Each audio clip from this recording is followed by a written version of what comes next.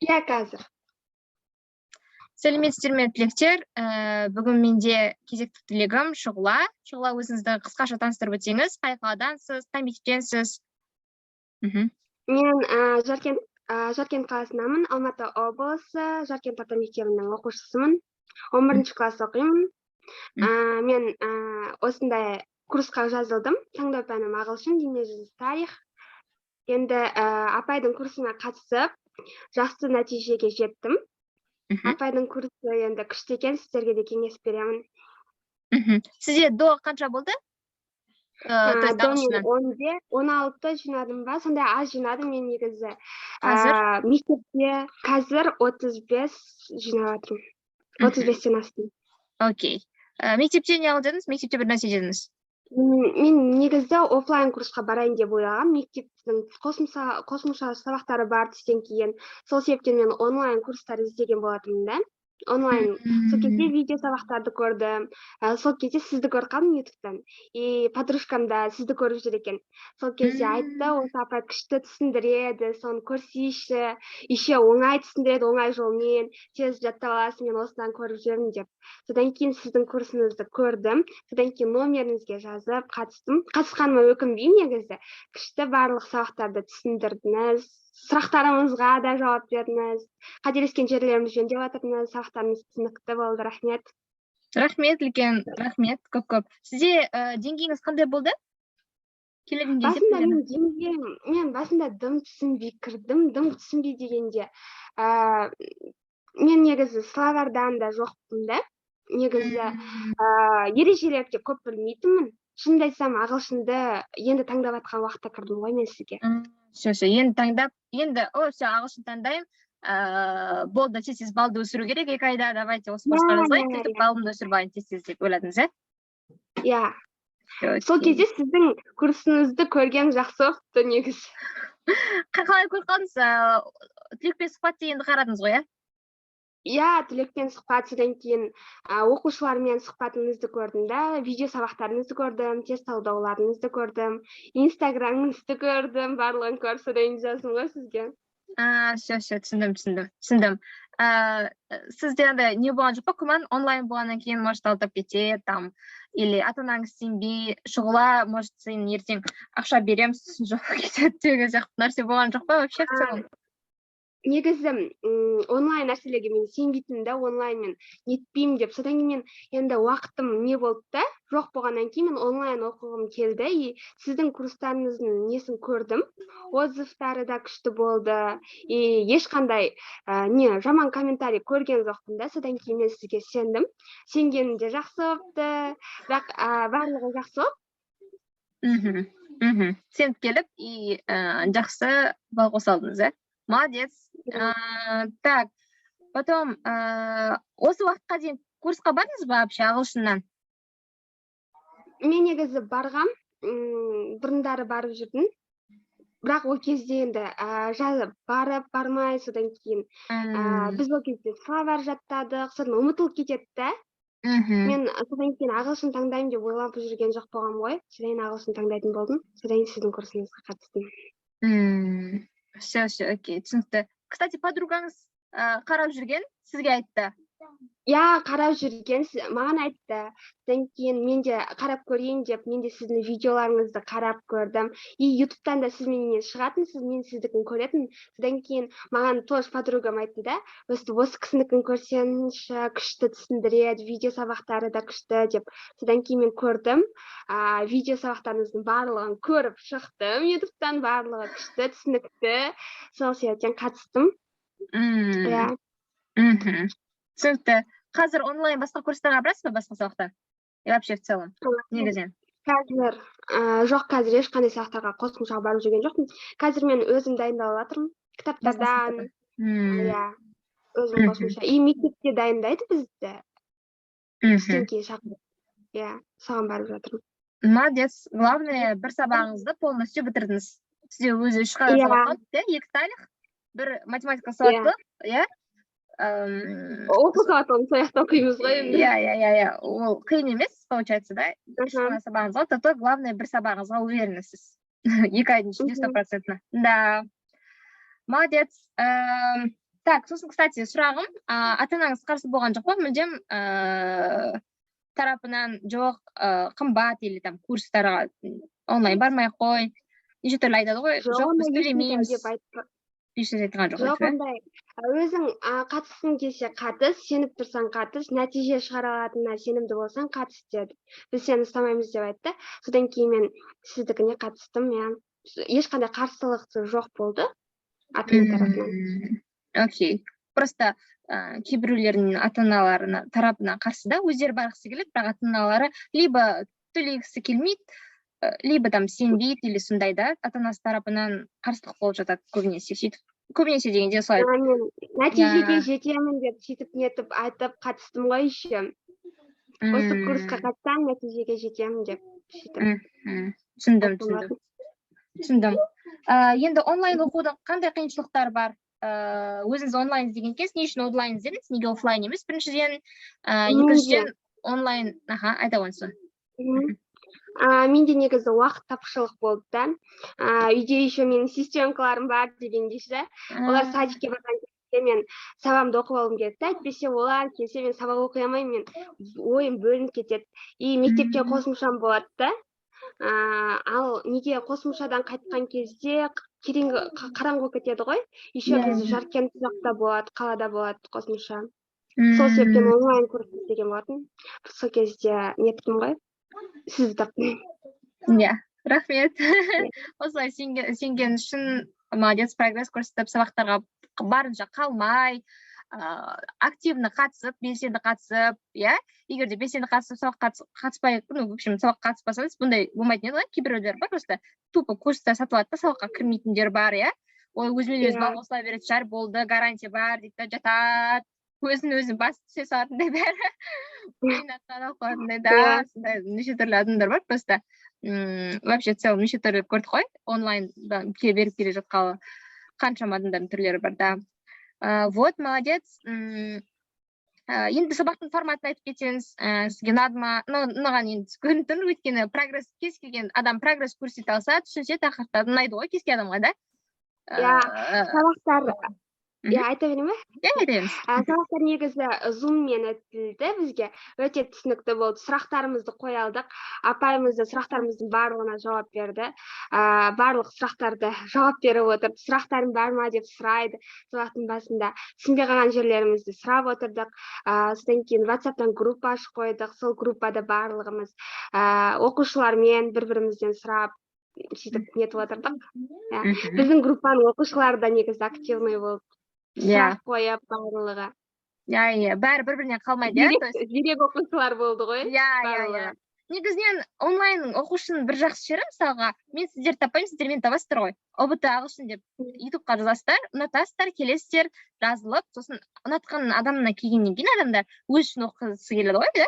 Білмеймін, енді жақсы түсіндіреді ғой, значит, мен мәні ютубта береді, апай, ғой, ты знаешь, типа, мен осы апаймен оқиын дейсің, да, и мотивация болады, да, то есть оның оқушылар білесің ба, бәрі 35-тен жоғары болып жатыр, значит, мен де аламын, просто айтқанын істеу керек, сабақтар оқу керек, и все деген сияқты, берілген тапсырманы оқысаң, сабаққа кірсең.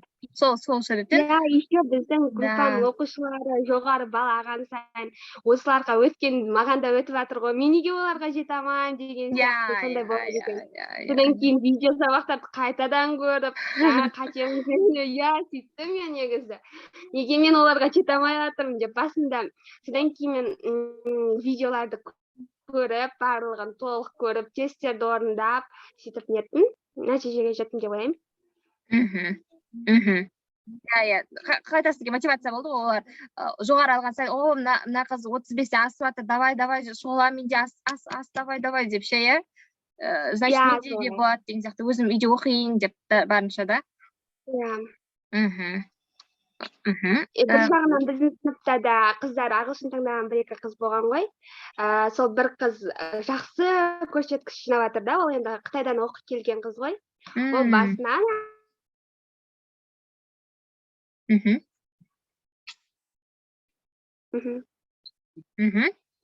сол Қытайдан келген қызға жету үшін мен де дайындалғым келді. Енді қарсылас болады ғой.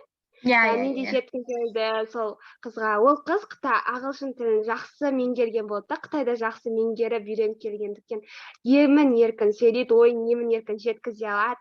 Сол себептен мен қызықтым. Бір жағынан тесттен жоғары балл жинап жатқанына да қызықтым. Содан кейін іздедім. Ой, мен мына түрім болмайды, жетуім керек оған деп сөйтіп. Солай болды. Кстати, басқа да курстар бар ғой, білесіз ғой, ютубты ашсаңыз, тек қана мен ғана тұрмаймын. Қуанышқа орай. Потому что мен ғана өзім болсам, маған қызық емес болушы еді. Басқа адамдарда болса, типа адамдар возможность болады таңдауға. Ну, то есть 5-6 мұғалім даже одан да көп шығады. Мен шынымды айтатын болсам, топовый адамдар бар ғой, неше түрлі. Топовый дейін, ну, в общем, ютубта талдайтын кісілер бар ағылшыннан, иә. Мен бір өзім ғана емеспін. Сол кезде таңдау болды. Неге осы курсты таңдадыңыз? Неге таңдайын деп шештіңіз? Просто басқа да мұғалімдер бар ғой, да? Көрдіңіз ғой, атта көрдіңіз, это 100%. Любой адам көреді ғой, то есть басында курс іздеткен кезде бір ғана адамды көре бермейді ғой, арасында былай қарап қояды, оны да былай сол көзін салып те. Сол кезде қалай? Жеңіл жолмен әрі жылдам, жеңіл жолмен ойға тез жеткізе алғандықтан қатыстым. Басқа нелер көрдім, иә. Мен онлайн іздеген кезде енді шығады ғой, ютубтан басқа мұғалімдерде. Конечно. Сол себептен сіздің нұсқа талдауларыңызда оңай жолмен, тез, түсінікті тілмен, қысқаша айтқанда, түсінікті тілмен жеткізе алғандықтан қатыстым. Оқушылармен түсірген видео сабақтарыңызда ше, оқушыларыңыздың неткен нелерін, барлығын көріп қатыстым. Өте жақсы, шұғыла. Каналыңызды, иә, сіздің неңізді. Сіз подружкаңыз неге қатыспады? Мамасы қатысып болды. Ол офлайн курсқа барып жүр. Одан бөлек сіздің сабағыңызды көріп жүрген ғой. Одновременно, да? Просто жазып қойған, да? Иә, ол жазып қойған. Плюс сіздің сабағыңызды көріп жүр. Дополнительно көреді, жай ғана, иә? Ютубтан қарап, аха. Иә. Бір ғана немен шектен қалып жатқан жоқ та, ол. Түсіндім. Сізді қатысатыңызды біледі. Иә, қатысатыңызды біледі. Прогрессіңізді көрді?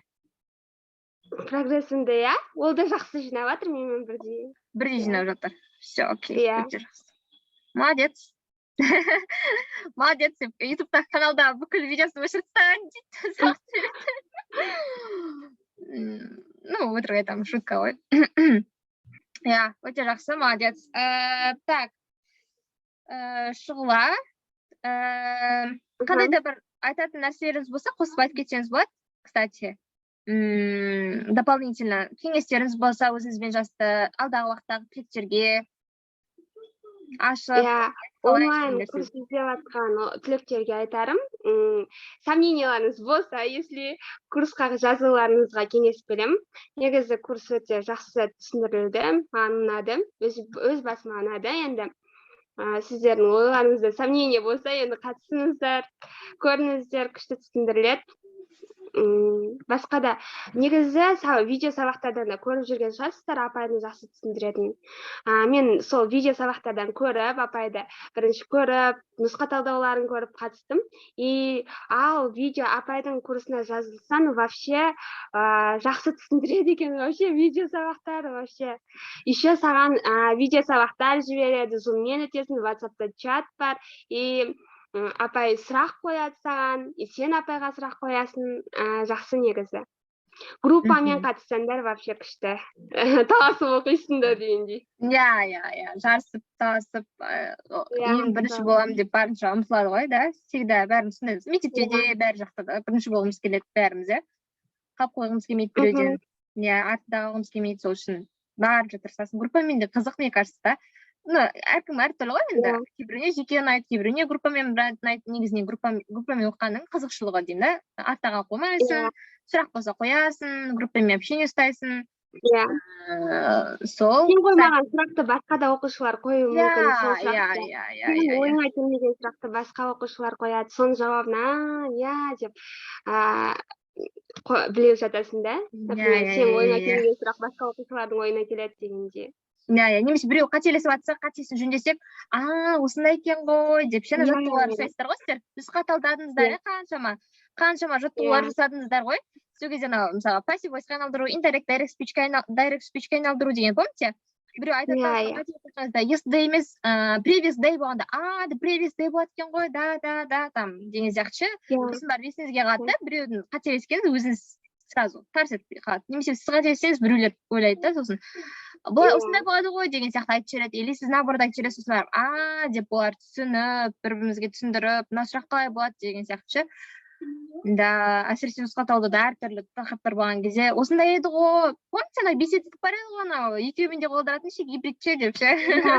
Иә, комплекс учранда ше, би ол ше деген сияқты ше, там анада two болады, анада дымсыз екеуі бар еді ғой, дымсыз деген. Солай айтып кетеді да, бәрі бір-біріне. Сосын өткен еді ғой деп бір қайталап бастап. Сосын, кстати, зачет қалай болды? Зачет ұнады ма? Иә, ұнады, сұрақтар қоятыныңыз енді. Мен ол кезде кішкене қобалжып, не қояды екен, менің ответім қашан келеді екен деп кішкене қобалжып сөйтіп жауап бердім енді. Жоқ, бірақ жақсы, барлықтарыңыз көрдіңіздер ғой, барлықтарыңыз жақсы жауап бердіңіздер. Онда келген тақырыптардан соңында сұрақ, келген тақырыптардан соңында сұрақтар қойылды бізге.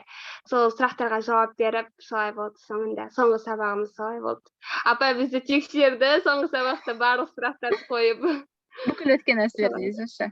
Формулалар, тақырыптар, кез келген. Әрқайсыңызға. Қайтадан апай тексерем деп айтқан кезде барлық видео сұрақтарды қайтадан бір көріп шықтық арасында, еске қайтадан түсіріп алып. Сол үшін ғой әдейі бір қайталап алсыншы сіздерге подарок ретінде жаңа жылға сабақ қой, типа бір қайталаудың сабағы да, то сіздер бәрі білесіздер де, просто бір қайталау керек болды. Екінші қайталасаң, иә. Точно түсінесіздер. Еще опыт жақындап келатыр, иә? Сондықтан да точно не істеу керек. Ну, бір қайталап шыққан артық болмайды. Қайта наоборот күшті болады да. Закрепляйте күшті. Так, сол, тағы да не айтқыңыз келсе айтып алдыңыз, бүкіл ішіңізде қалатын нәрселердің бәрін сыртқа шығарып деп айтқыңыз келсе. Басқа айтарым жоқ, негізі күшті сабақ ұнады. Және мен қосымшадан бөлек, апайдың сабағынан бөлек өзім басқа да кітаптармен дайындалып жүрдім үйде. Мынандай кітаптың ішінде ереже, и тағы мынандай кітаптың ережелер бар ғой кітаптардың ішінде. Соларды видео, сол қай сабақтың видео тақырыптарды өтеміз, сол кітаптан іздеп, соны бір оқып, сөйтіп жүрдім. На всякий случай. Конечно, дополнительно, конечно. Бұны маған ағылшыннан беретін апай берген болатын. Осымен дайындал, мен де осы кітаппен дайындалғам деп күшті деп. Авторды айта салсаңыз болады, на всякий случай. Үйде оқысы келіп тағы да, иә, авторын айтып жүрсеңіз болады, табынсын. Бұл кітаптың авторы Ермия деген кісі екен. Ермия деген кітап. Ағылшын тілінде күшті. Окей, сосын тағы да онлайн оқыған кезде қандай қиыншылықтар көруі мүмкін, и соны қалай жеңуге болатындығы өзіңіздің лайфхактарыңызды айтып кетсеңіз болады. Онлайн курстың ешқандай несі жоқ, біз зуммен өткендіктен как будто бір-бірімізбен сөйлесіп, бір топта отырған сияқты боламыз, бірақ телефонның ар жағында, әрқайсымыз ар жағында отырмыз, бірақ класста отырып сөйлескен сияқты да. Зум біздің классымыз болды, қысқаша айтқанда біздің классымыз. Содан кейін топтық жұмыстар барлығы зуммен өтті, мен ешқандай минус көрген жоқпын. Кейде интернет ұстамай қалғаны болмаса, қалған минусы жоқ. Интернеттен ұстап, сөйтіп тексеріп, алдына басқа минусын көрген жоқпын. Сосын тақта бар бізде десеңізші. Тақтаға шығарып, адамдардың бәрін тақтаға былай шығартып қоя. Тақтаны үшке бөліп, немесе үшке бөліп шақыртып, үш адамды жарыстырып. Есіңізде бар болса, да? Тақтамыз бар. Да, бүкілі классымыз зум болды. Класста отырмыз зум, иә? Тақтаға шығасыздар, жаттығу істейсіздер, тексеріледі, немесе арасында конспектті жібересіздер, нұсқауды жібересіздер. Чатымыз бар, зумда. Иә, кстати, да. Бірінші ответ беремін, сесіз, шұғыла неге бермейатсыз, болыңыз. Иә. Апай еще іздеп отырады, әрбір оқушысын қадағалап іздеп отырады. Неге жазбай жатсыз деп, қайта сол оқушыны іздеп отырады. Бір оқушы кірмей қалса, қайда деп. Еще ответ бермей қалса, іздеп отырады. Иә, неге жазбайсыздар деп, ба? Неге нұсқа талдау жоқ? неге әлі компьютерде отырады апай, иә зумға отырған кезде. иә бір дауыс шықпай қалса бәрі бақырады десеңші, адам атын айтып қақта жатырмыз деп. иә а то айтпайсыздар деп бір екі үш дейсің, все, сол үшін бәрі қарап отырады. Кетіп қалмайтын шығар, камерасын өшіргеннің өзінде кетіп қалмайтын шығар, надеюсь. Ну, хотя бәрін тез айтып жатырсыздар ғой. Мен интернетін қайтадан ұстамай қалды ғой деймін, апай. Жоқ, жақсы сөйлеп тұрсыз. Жоқ, бәрі нормально. Күшті көрініп тұрсыз. Дауысыңыз айтып. Сіз менде қатып атқанға айтып жатқам ғой. Бізде кішкене интернет кетеді анда-санда. Ну, камера қосқан кезде сондай болып қалады арасында. А так негізінен камера қоспасаңыз нормально істер, сабақта естіп отырасыздар ғой. Бірақ камера қосқан кезде осылай шамалы, ну, кішкене слаб ұстау мүмкін. Қатар ма кішкене? Иә, кішкене интернетті қаттырақ тартады камера, өзі сондай. Сол, рахмет Шұғыла, көптеген нәрселермен бөлісіп жатсыз. Рахмет, барлығымен ашып, қалай болады, просто оқушылар жазады дұрыс қой, конечно. Қалай болады, не болады, прогресс бола ма, гарантия бола ма, ата-анам ұрсып жатыр, не істесем болады деген нәрселер көп келеді. Сол мәселе обычно біріншіден ата-ана, екіншіден қалай болады, не болады, қалай 35 аламын мен сонда, мен бар жоғы 10-15 алып жүрмін ғой, қалай 35-ке жетесіз, қалай 2 айда, это невозможно деп ше. Иә. Солай ойлайды да, просто это же невозможно деп. Иә, сол невозможно көрінеді негізінен, бірақ сіздер сабаққа қатысқандарыңыздың барлықтарыңыз көрген шығар сопайларын, бірде бір адам нұсқадан қарасаңыз, соңғы нұсқалардан минимум дегенде 36 ма, сондай болды. Вот. А так 40-тан асып жатыр, барынша тырысып жатыр.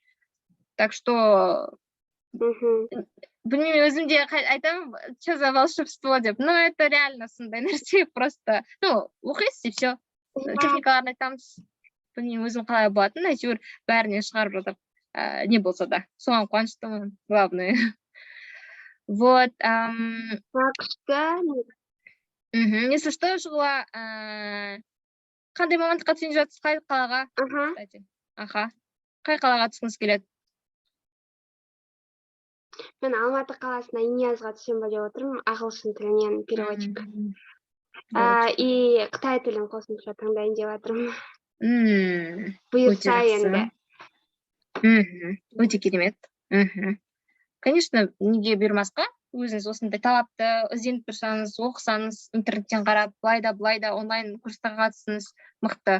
Өзіңіз ізденіп тұрғаннан кейін тауып алдыңыз ғой, а то кез келген адам, кстати, екінің бірі таба бермейді бұл каналды, өкінішке орай. Да, просто... Мен және подружкама рахмет айтқым келеді. Осы жерде пайдаланып па? Иә, сізді бүйтіп маған айтқанына кейбір адамдар болады ғой. Менен озып кетпесін деп айтпай қалады ғой кейбір адамдар. Иә, мен подружкам соны маған айтып, көрсеткеніне рахмет. Негізі Аружан деген қыз барлығын көрсетіп маған нетіп атқан. Аружан, сізге рахмет. Мен сізді сол Аружан айтқаннан кейін сізді көріп, сабақтарыңызды көріп, содан кейін жазылдым сізге. Сол Аружанның арқасы дейінші соны. Да. Сол үшін, кстати, ютубты қарап отырған осы жерге дейін қараған адамдар, в общем, достарыңызға жіберіңіздер, ішіңіз тар болмасын деп, қалай жмот болмаймыз, в общем, мин дейді ғой, мян деп жатады ғой, мин болмаймыз, ашық болмаймыз. Иә, жадны болмаймыз, да, наоборот, жібереміз, біреудің осылай алғысын аласыздар, иә, Шұғыла, мысалы, Аружанға рахмет айтып жатыр, алдағы уақытта да, мысалы, градқа түсетін болса да, жоғары балл алса да, ағылшыннан, кәдімгі енді да, қорықпаса, точно жоғары балл алады, минимумден 35 оған сенімдімін, тек қана қорықпай беріңіз, и все. Алады ғой, одан кейін прям қазірдің өзінде алғысы шексіз, алдағы уақытта одан самайын шексіз болады. Енді де қорықсаң білетін нәрселерді ұмытып қаласың да.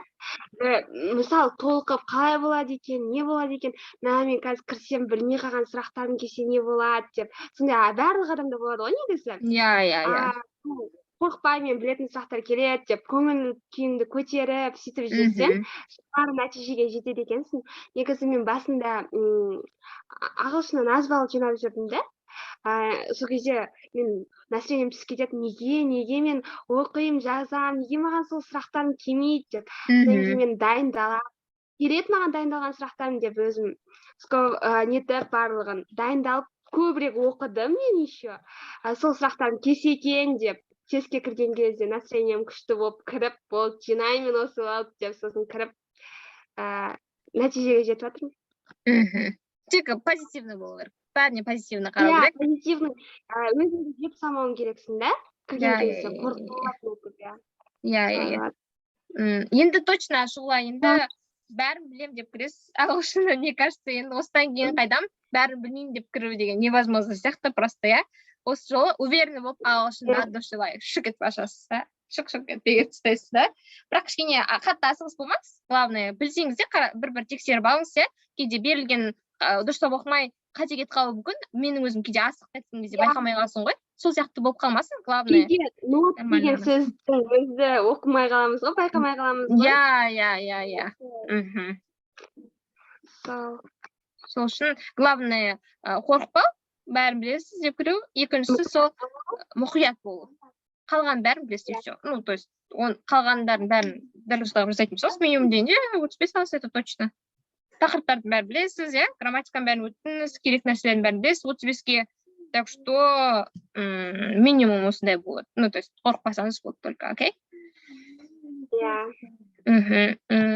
Сол жылы, кстати, білмеймін, инстаграмда арасында қарайсыз ба, қарамайсыз ба, бірақ, кстати, бізде инстаграм бар, talklife.english, на всякий случай көріп отырсаңыз. Сол жақта бұрынғы оқушылар емес па, тоже түлектер бітіріп кеткен, получается, бұрынғы потоктар. Солай әлі күнге хабарласып тұрамыз, алдыңғы жылдың түлектерімен де, оның алдыңғы жылымен даже общение ұстаймыз. Әлі күнге дейін, барлығы айтпаймын, бірақ бар. Иә. Әлі күнге дейін мысалға IELTS-та курстарға келеді, басқа да курстарға спикингнан да дамып жатыр. Сөйтіп, IELTS-тан да алып жатқан оқушылар бар, байқаған шығарсың, или білмеймін, көрдіңіз, көрмедіңіз соңғы Дархан деген оқушыны байқаған шығарсың. Иә, статусыңызға салдыңыз ғой, IELTS-тан деп. Еще бітіріп кеткен түлектеріңізді. Иә. Бітіріп кеткен түлектермен әлі қарым-қатынастамыз. Оның алдыңғы жылғы, и осы 2021-де бітірген. Үшінші поток қой, өзі үшінші потоктан әлі күнге шейін. Ну, да, хабарласып тұрамыз. Уақытым болса бәрімен тырысамын. На всякий случай тоже ойламаңыз. Апайға все, типа, бітті, значит, ай бітті, өмірдің бәрі бітті. Ондай жоқ, негізінен өзіңіз өздері жазып тұрсаңыздар, я всегда открыта, то есть, то есть, түсініңіз ғой, да? Іздеп тұру керек, иә, жазып тұрыңыздар. Просто кейде уақытым болмай қалуы мүмкін, а так негізінен барынша уақыт болған сайын сразу жауап беріп, сөйлесуге солай тырысамын, да? Әлі кеше сөйлесіп, уже бір жылдай болып қалды, примерно, жарты жылдан асып кетті. Солай бірге дайындалып, даже алдағы басқа да конкурстарға дайындалып жатыр. Жақандар қараймыз, негіз басқа да ұлдар, мысалы, шетелге академический мобильность деген сияқты. Бар ғой, шетелмен бір семестр оқып келетінші, барып, 2.90 дейді ғой, сол 2.90-ға барып, шетелге там, уже бір оқушым Түркияға кетейін деп жатыр. Тағы да неше түрлі жерлер бар, тапсырып жатқандар бар, әлі жауаптар күтіп жатқандар да бар. Так что, вот, 2 жылғы бұрынғы бітіріп кеткен түлегіммен әлі общениеде, то есть, так что, если что, на связи, да, түсініңіздер ғой. Апайсыз қай жылдан бастап беріп жатсыз сабақтарды, онлайн сабақтарды? Сіздер үшінші түлек. Үшінші түлек, иә? Иә. Үшінші түлек сіздер. Вот, сол үшін айтатын, 2 жылғы бұрынғы бітіріп кеткендер, получается, ең бірінші түлек, екінші түлекпен де әлі күнге дейін қатынастамыз. Уже 1,5-2 жыл өтіп кетті ғой, да? 2 жыл өтті ма? 1,5-2 жыл, иә, примерно 2 жылдай өтті. 1-2 жыл өтсе де, әлі күнге дейін IELTS-қа да бірге дайындалатын бар, спикингқа басқа мұғалімдерді уже түсінбейміз. Сіздің айтқаныңызға бәрі үйреніп қалған. Үйреніп қалдық деп па? Иә, барлық нәрсе ұнайды дейді, типа, барлық нәрсені үйреніп қалдық, енді білмеймін басқа курсқа қалай баратынымызды дейді, екелі, сөйтіп IELTS тапсырып, жақсы балды алып, біреуі академический шетелге ұшады, біреуі басқа да университетке тапсырады шетелдік. Так что әлі все таки на связи, да. Иә. Офлайн курстарыңыз бар ма Астанада? Астанада Или сіз қазірше онлайн бересіз бе? жоқ, менде қазір тек қана онлайн. Себебі менде байқайсыз ба, көп оқушылар мен таңғаламын өзім, Астанада почти адамдар жоқ. Менде Жоқ, көбінесе там Қазақстанда. Алматы, ең бірінші очередь қараймын ғой нелерді ше, қай жақта көбірек қарайды мені, ну, статистика бойынша Алматы көбірек қарайды екен. Ашатын болсам, кажется, мен оффлайнда Алматыдан ашамын осы деп. Иә, Алматыдан аласың. Иә, Алматыдан көп қарайды. Ең бірінші Шымкент и осы Қызылорда ма, Тараз ба, сондай. Үшінші очередьте тұрған. Астанада там екінші ма, үшінші ма орында там. Қатты көп емес Астанадан қарайтындар. Екінші, что-то не помню, короче, статистика бойынша ең бірінші көп проценттілік Алматыдан қарайды. Иә, мен де өзі Алматы облысынанмын ғой. Иә, просто Алматы қаласын ашатын болсаң, тоже көбінесе облыстарынан қарайды да, тоже білмейсің да енді. Ана облыстан ашайын десең, ана жақта адам аз, ана жақта, ну, в общем, сондай, короче. Солай ең ыңғайлысы қазірге онлайн курс бойынша осы, курстар бойынша онлайн ыңғайлы болып тұр. Тараздан да бар, ана жақтан да бар, мынадан жақтан лучше онлайнда мықты дамытқан, неше түрлі видеолар түсіріп, я неше түрлі программаларын күшейтіп, күшті қылып одан самайынша солай жасасақ болады. Сосын Мен сияқты онлайн курс іздеп жүргендерге еще, иә? Например, мен офлайн курс болса да онлайн курс іздеймін ғой. Уақытым келмейді деп. Қараңғы болып кетеді негізі. Иә, барғым келмейді ғой. Кешкісін сағат уже 5:30-да уже. Мен барғанша 1 сағат. 1 сағаттан кейін уже кеш батады сағатта. Қазір 5 болып тұр, сағат на всякий случай. Кеш батады негізінен. 6-да уже реально. Вот. Ну, вообще, в целом, осылай оңай. Менде мысалы өзімде курстарға барамын ғой, ағылшын емес, бірақ басқанда мысалы әртүрлі дамытатын өзіңді, неше түрлі кружоктарға барасың ғой. Енді өзіңді дамытуың керек қой, енді басқаларды дамыту үшін өзіңде мықты болуың керек, иә. Психологически де былай да мықты болуың керек. Сол үшін мен даже Астанадағы курстардың өзіне бармаймын, өйткені да салқын, барым білмейді уже, онлайн ыңғайлы. Қайттан қарап алсаң болады, мысалға ше. Мысалы, сіздер көресіздер ғой да, записьті қайттан қарап алсаңыздар болады, бір жақсы жері ше.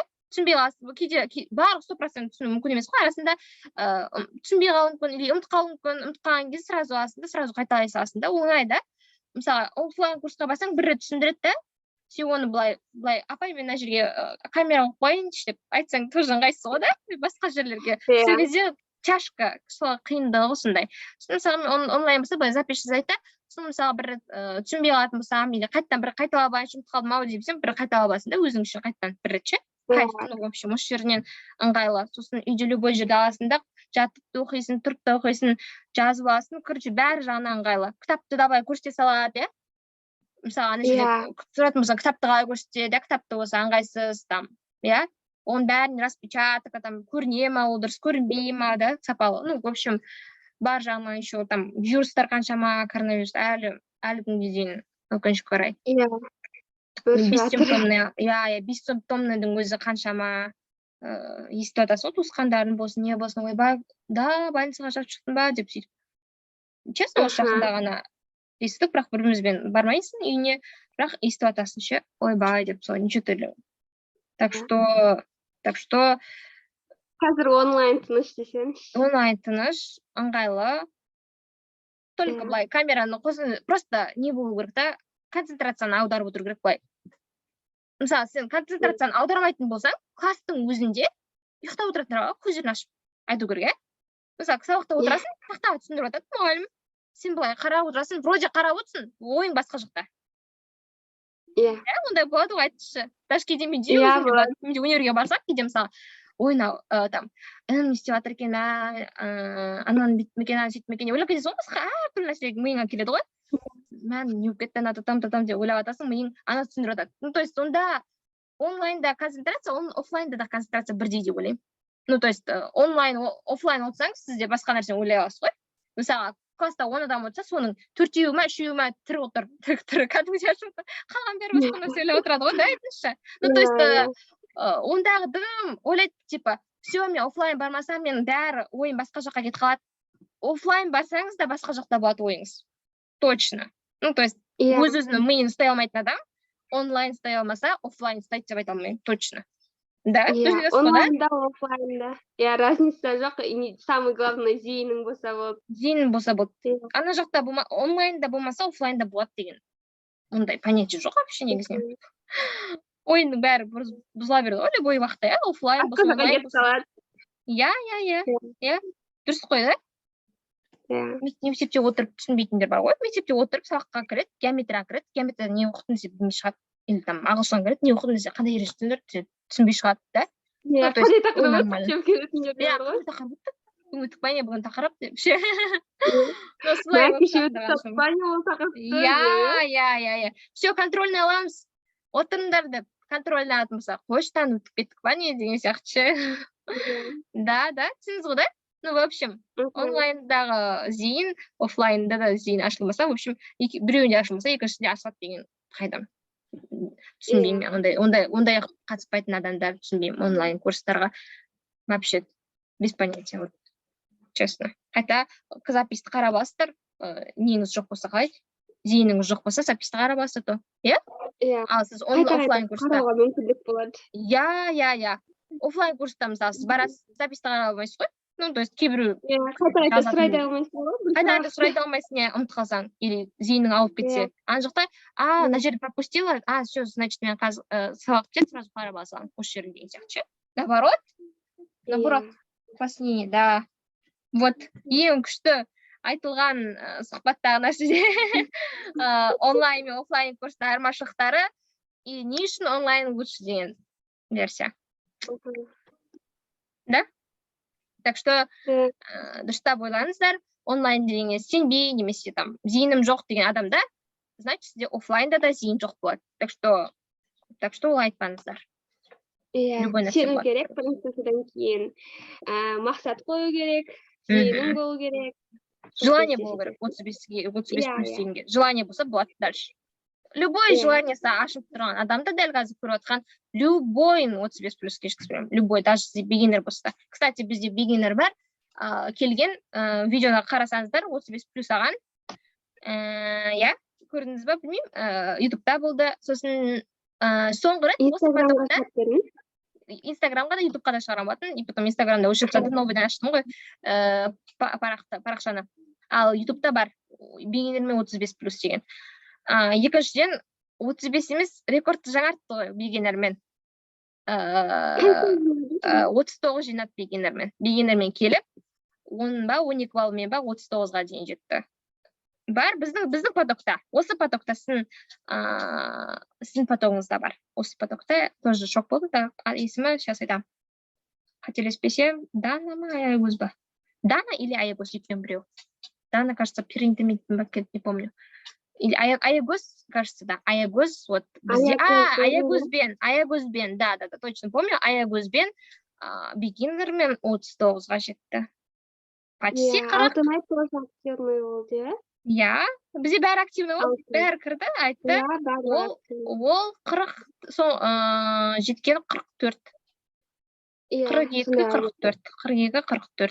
Иә, өткен просто сабақты сұрайды, оқып келеді, күшті қып. И сабақты всегда сұрап отырады, білесіз ғой, сізде сұрап отырасыз ғой, иә, всегда сұрайды. Сол, всегда, ең бірінші екі нәрсе болу керек, сабақты оқып келесіз, дайын болып, сұрақ көбірек қойыңыз, болды, точно, 40-тан асасыз. Иә? Так что қысылмау керек, айтатын жерде айтып, сұрайтын кезде сұрау керек, өзіңіз де ізденіп оқу керек, шұғыла сияқты. Кітаптарыңыз болса, кітаптарыңызды ашыңыз. Сізге осыны ғана оқы деп айтпайды ғой, өзіңіз ізденсеңіз, вообще күштірек түсінесіз. Да? Қосымша ақпарат алған артық емес қой. Ешқашан артық болмайды. Сосын айтамын мен, тек қана мені ғана қараңыз емес, то есть қараңыз емес, вообще, өскіңіз келсе, мені ғана қарамай, өз басқаларды да қарасаңыз болады. Не үшін? Мен айтамын, мен күштімін, мен идеальным, все деп айтпайсың ғой. То есть, любой оқу көзін қарасаңыз, бәрі жақсы. Так что жаман нәрсе жоқ. Желание болса, любой нәрсеге алуға болады, прогресс көрсетеді. Любой адам. Енді бигинермен даже 45 десе, мен таң қалмаймын. Уже 39-ды қойып тұр ғой. Рекорд қойып тұр бигинермен 2 айда 39-ды. Енді келесі айда 40. Біздің группадан шыққанда қуаныштымын негізі. Иә. Апайдың группасы енді біздің топ есте қалатын болды апайды. Иә. Никак ұмытамыз апай. Негізінен мен негізі мұғалімдер білмеймін, қалғандары жауап бермеймін, ойлаймын өзім мұғалімдер сондай шығар деп. Оқушылар ешқашан ұмытпайды. Мен сондаймын. Қайда қалғандарын мысалға осылай дамыса екен, шетелге шықса екен, көрсе екен, жер көрсе екен, дамыса екен деп жүресің да всегда. Апа мен өйтейін деп жатырмын дегенде, о деп қолдап жібересің. Осылай істесең күшті болады деген сияқты ше. Осылай істеп жүрсейші, осылай істеп жүрсейші, наоборот. Былай не етеді? Әрбір оқушымен кеңес беріп кеңес қоясың да? Иә, ол біреуі мысалға, ой деп, мысалға 45 алатын ғана оқушы, там 40 алатын ғана оқушы деп жоқ ондай. Мысалға барынша сабаққа қатысып, активный болған кез келген оқушы. Әркімнің орны бөлек. Әркім өзі басқаша. Шосы мысалға басқаша, ол басқаша, сіздің айтуыңыз басқаша, даусыңыз ерекше, өзіңіз сондай күшті, не жоқ деген сияқты күшті. Енді әркімнің аурасы күшті да, басқаша да әркімдікі. Сол үшін апайдың есінде бізде онау күшті оқыды, самый күшті оқыған осылай деп айта салмайсыздар, ондай емес. Әркімдікі ерекше. Түсіндірсіз ба? Ол, то есть, енді сабаққа қатыспаған оқушылар қарам түсінбеймін. Есте қалмайды олар, сабаққа қатысып, активно алып, прогрессін алған адам всегда есте қалады. Любой жерде. Түсініңіз ба? Так что мені, мысалға, бір жылдан кейін жоқ, мне кажется, мен ешқайсыңызды ешқашан ұмытпаймын. Мен осы прогресс жасап жатырмын, апай, бүйтейін деп жатырмын десеңіздер, барынша қолдап жүресің ғой. Наоборот, менің өзімнің жемісім ғой, как продуктымсың, жеміс дейді ғой. Ағаш шыққан жеміс. Біз сізді ұмытпаймыз ғой, апай. Главное, білмеймін, енді сіздердіге жауап бере алмаймын деп.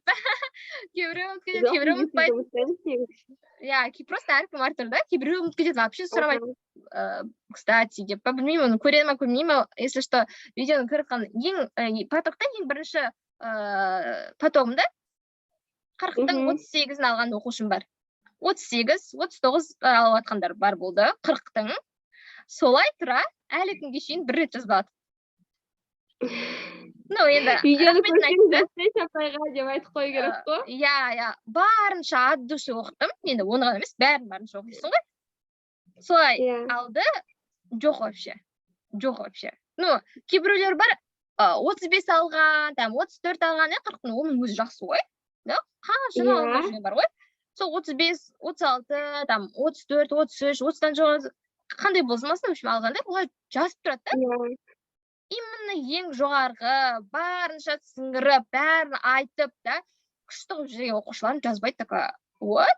Просто ше, түсінбейсің, в общем. Әркім әртүрлі, хотя мен оны ренжімеймін. Өзі солай не істемесе, ренж жоқ, просто былай айтқан ғой, сіз айтасыз да, оқушылар да ұмытпайды ешқашан деп. Жоқ, оқушылар ұмытпайды емес, олар, может, ұмытпайды, просто жазғы істемейді. Әртүрлі ғой, хотя. Так что мен ұмытпаймын просто всегда. Маған главное хабарласып, айтып тұрсай. Іздеп десеңіз, апай. Іздеп тұрған адамды мен де іздеп тұрам десеңіз. Осылай болып жатыр, апай, экзамен тапсайын деп жатырмын, шетелге шығайын деп жатырмын дейді. Все, осылай болып кетті, сынандай тапсырсаңыз, қалай болды, не болды, сұрап тұрсың ғой, мысалы, білетін нәрсені бәрін айтасың. Конечно, наоборот, қолдап жүресің, да? Оған да оңайырақ болады да, біреу қолдап тұрса, мен апай қолдап тұр, все, мен, значит, өтуім керек деген сияқты, дайындалып, сөйтіп істейді ғой, да? Так что көріп отқан бүкіл тілектерім деп, мені іздеңіздер деп, іздеңіздер емес, в общем, кеңестерін сұрап, не істесеңіздер болады. То есть, мен ұмытып кетті деген сөз емес, просто мен ойлаймын, просто мұғалімдерде іздейді, бірақ біріншіден оқушылар бірінші іздеу керек деп, өзім просто сондай понятие бар. Мұғалімдер енді оқушыларға жазбайды ғой, оқушылардың сөзі. А то біртүрлі, да, енді просто. А то мен всегда ойлап жүрем ғой, блин, 38 алып отқан оқушымға жүрген, ана оқушымды жақсы алып жатыр еді, қақташ екен, мына істеп жатыр екен, мына істеп жатыр екен, жақсы жұмысқа тұрмын екен, деп ойлай жүресің ғой, всегда, да, жетеге ұшам екен, осындайға дәрежесі жақсы ғой деген сияқты. Так что мен солай всегда ойлаймын деп жүрем, әркімді. На всякий случай имейте в виду, де. Сізден де солай биік нәрселерді күтем. Барлығын күтем негізінен ше. Так что... Үмітіңізді ақтайын деп ойдамын енді, ақтайды деген ойдамын. Тек қана ұбыт емес, вообще в целом ше. Тек қана ұбытмен шектелмейді ғой өмір. Неше түрлі нәрселерге ұшасыздар, неше түрлі жұмысқа кіресіздер. Сол кезде, если что, хабарласып, жазып тұрсаңыздар, маған да қуаныштымын. Менде бар нәрсе болса, қолдап айтып жүруге тырысамын барынша. Вот, осылай. Рахмет. Өсе беріңіздер, оқуларыңыздың жемісін көре беріңіздер, дами беріңіздер. Әрқашан осылай біздің мұғалім осындай деп істеп жүріңіздер, қолдап, дамып, кімнің оқушысы екенін көрсетіп жүріңіздер всегда. Біз Жансая апайдың оқушысымыз деп па? Я, всегда алға. Сол, барынша жақсылықтар тілеймін. Басқа не, вообще сол, ОБТ-дан да жоғары алып, грантты ұтып, дальше шетелге, дальше больше, в общем, көп нәрселерді оқып келіп, просто бір жерде қалып қоймаңыздар. Әшейін, былай, немесе білімдеріңіз қалып қоймасын, дами беріңіздер, тоқтамаңыздар, болды, қалғандар нәрселердің барлығы өсе береді. Сол, рахмет сізге көп шұғыла, осылай ашық бәрі айтқан үшін. Өте ұзақ, басқалардан қарағанда осы поток бойынша ең ұзақ интервью болды. Ең ұзақ интервью болды. Ең көбі қателеспесем 24 минут болған, мне кажется, или сондай-ақ болған. Бұл екі есе болып жатыр, мне кажется. Қазір қанша минут болды? Білмеймін, честно говоря. Бір сағатқа жетпейді шамалы ғана. Сол, рахмет шұғыла. Бәрін айтқан үшін. Мне кажется, бір шамалы болса мотивация алып қалдыңыз, шабыттанып қалдыңыз. Сол. Рахмет, мотивацияңызды күшті. Негізі апай, сіз мотивацияда беріп отырасыз, бір жағынан сабақтан бөлек. Жетесіңдер, дайындалсаңдар, нетесіңдер деп, биіктерге көтерілесіңдер деп. Рахмет, мотивацияңызға да, сабағыңызға да бәріне рахмет. Мына здесь главное, сізге көмектесе болды. Алдағы уақытта барлығының көмектеседі деп ойлаймын. Бәрі берген білімнің, бәрібір соңында шығады бұл нәрсе, Сол үшін, сол, сізге рахмет көп, бәріне ашық айтқан үшін. Надеюсь, барлығына ұнады. Сол, рахмет көп, сізге сәттілік всегда. Рахмет. Қалмаңыз, өсе беріңіз, давайте, сау болыңыз.